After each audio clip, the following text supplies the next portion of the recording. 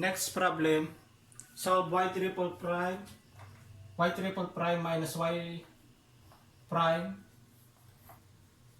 is equal to 0. So ano to? Homogeneous linear differential equation. So naka-equate siya sa 0, saka 4y prime dito sa left side. So next step is may siyang d cube. D cube minus d is equal to 0. Then ang equivalent auxiliary equation niya is m cube minus m is equal to 0. Then common yung n, pwede natin siyang ilabas. So pag nilabas natin siya, so nilabas natin, may na lang itong m squared minus 1 is equal to 0. So ito, pwede natin siyang equate sa 0, may siyang m. So may itong m squared is equal to m squared minus 1 is equal to 0. Transfer natin sa right side by yung positive yan. So m squared is equal to 1. So m squared is equal to square root of 1. So m is equal to plus or minus 1.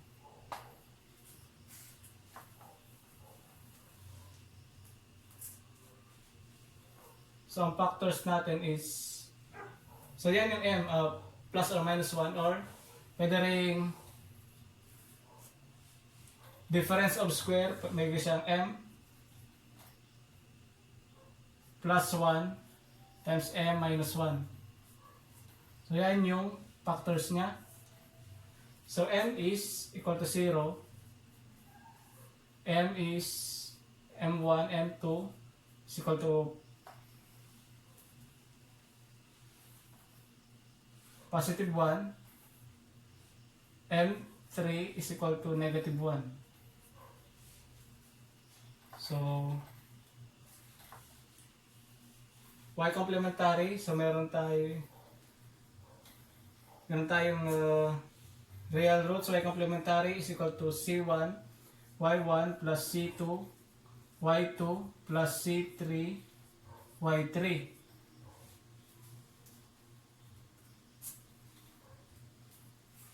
Is equal to c1 magiging siyang a m sub 1 x plus c2 e raised to m2 m sub 2x plus c3 e raised to m sub 3 x. So y complementary natin c1, so 0, e raised to 0 is equal to 1 plus c2 e raised to x plus c3 e raised to negative x. So yan yung final answer natin. So yan yung general solution. Raised to 4 minus 5 d squared plus 4 tapos labas natin yung y is equal to 0. So ang next step is kunin natin yung auxiliary equation. Magiging m raised to 4 minus 5 m squared plus 4 is equal to times y is equal to 0. So pag ganito yung equation natin, so nasa 4th degree polynomial, tapos wala tayong x cube, walang x cube. So let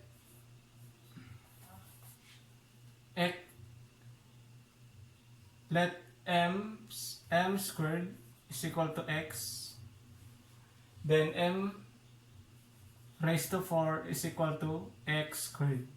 So substitute natin, m raised to 4 is x squared minus 5 times x plus 4 times y is equal to 0. So anong factors niya? 4 times 1. Factors dito is so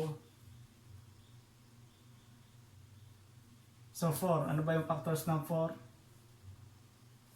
So 2 factors niya is 1 times 4 is equal to 4. Tapos pag tig-add natin, so dapat negative 5. So negative 1 and negative 5. Negative 4 is equal to negative 5. So dapat ito is negative 1 times negative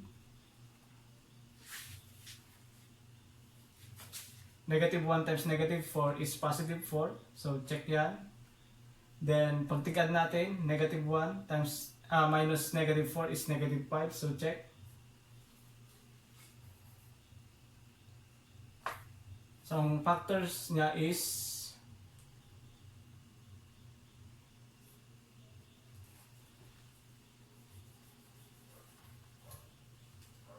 x minus 1 times x minus 4. But yung x is equal to m squared. So magiging siyang m squared minus 1 times m squared minus 4. Therefore, ang factors natin is apat yan. So m1 is equal to positive 1 plus or minus na lang. So m is plus or minus 1. Saka m is equal to plus or minus 2. So apat yan. So therefore, ang complementary niya is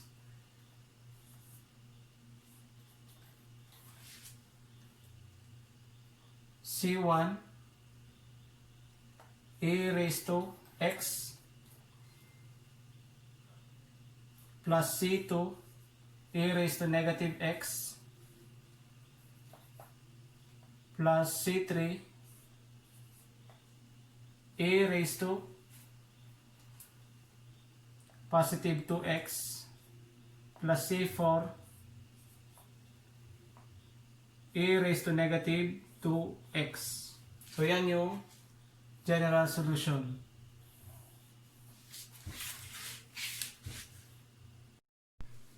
Next problem, so solve y triple prime minus 6y double prime plus 13y prime minus 20y is equal to 0. So ano to? Homogeneous linear differential equation. So next equation will be d cubed minus 6 d squared plus 13 d minus 20. Lalabas natin yung y is equal to 0. So try natin yung m. So ang next equation will be auxiliary equation m cubed minus 6 m squared plus 13 m minus 20 is equal to 0. So gamitan natin siya ng synthetic division. So ano ang possible factor niya? So pwedeng mga factors na is 1 times 2 times 4 times 5.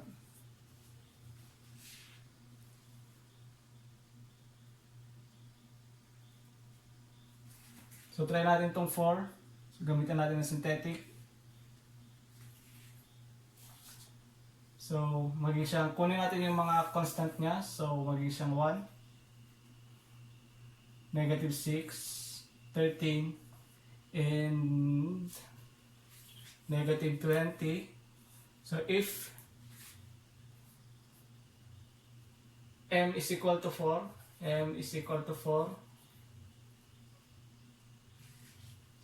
so bring down 1. 1 times 4 is 4, minus 2 is negative 2, 4 times negative 2 is negative 8. 13 minus 8 is positive 5. 4 times 5 is 20. So yan na yung factor. Ibig sabihin, ang isang factor niya is m minus 4. So meron na tayo m minus 4. Kung therefore, nakakuha na tayo ng isang factor ng m. Ito is nasa m squared na lang to. So pwede natin siyang i-rewrite as m squared minus 2m plus 5. So ano ata to is, ang roots nito is magiging siyang imaginary kasi wala na siyang factor. Kasi 5 times 1 lang yung factor niya, 5 saka 1. So pag take-add natin siya or minus, so 5 plus 1, 6 na siya, and 5 minus 1 is positive 4. So hindi natin nakuha yung middle term. Hindi natin nakuha yung middle term is, so ano na siya? Imaginary yung lalabas niyan. So ang factor nito is m1, m2 is equal to, so A is 1, B is negative 2, C is 5. So gamitan natin ng quadratic equation. So negative B. So negative B is magiging positive 2 plus or minus square root of B squared. So negative 2 minus 4. A is 1. C is 5 over 2A. 2A is 1. So M1 is, ang lalabas niya dapat is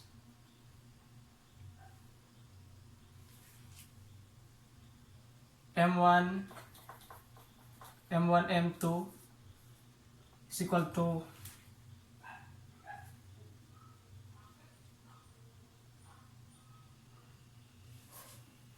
1 plus or minus 2i. So imaginary, so kukunin lang natin yung A and B. A is 1, tapos yung B is positive 2.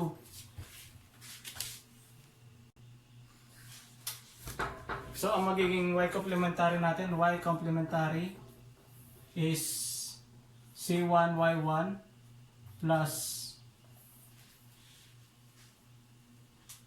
so sulat na lang natin to. So pag imaginary is a raised to ax cos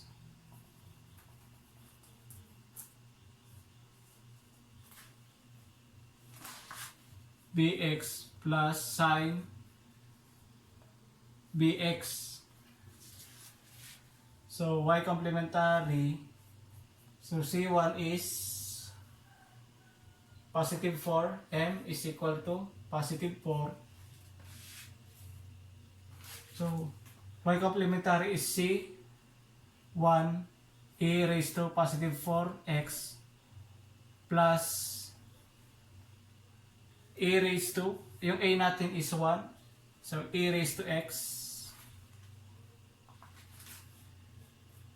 quantity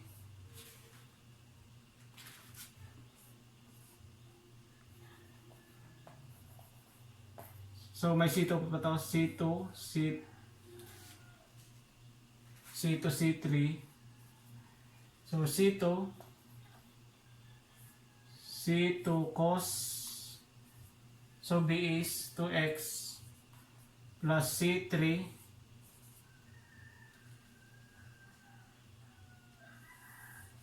sin